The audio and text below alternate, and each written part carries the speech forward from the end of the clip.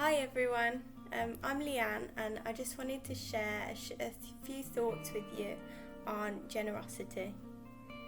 I think everyone has a measure of generosity.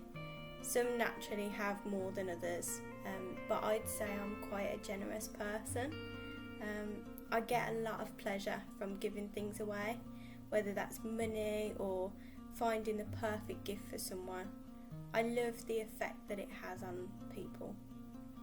But recently I've found something that I love even more than that. We did an Easter egg hunt in the garden for Lucy. It was the first Easter that she'll remember and we wanted to make it really special. So we hid loads of little eggs all around the garden and finished with a huge chocolate egg. We don't give her chocolate very often because she's hyper enough and she doesn't need the sugar.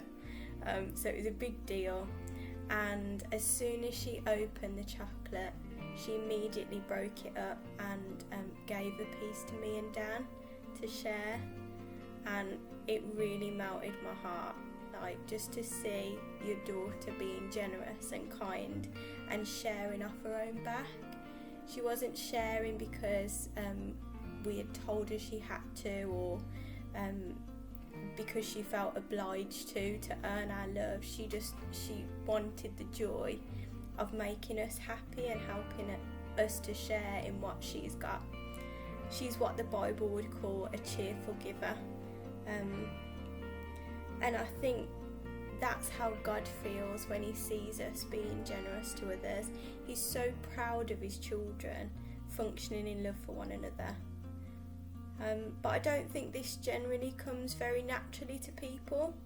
Lucy's seen our reaction, she's seen how we share with one another, and she's received praise when she's kind and when she shares, so she copies us. If you've ever watched a toddler with a toy, their instinct is to shout mine and to push the other kid away. In the same way, my natural instinct isn't to share. My natural instinct isn't generosity. It's to plan my day my way, to spend my time doing what I want to do, and to use my resources according to my needs.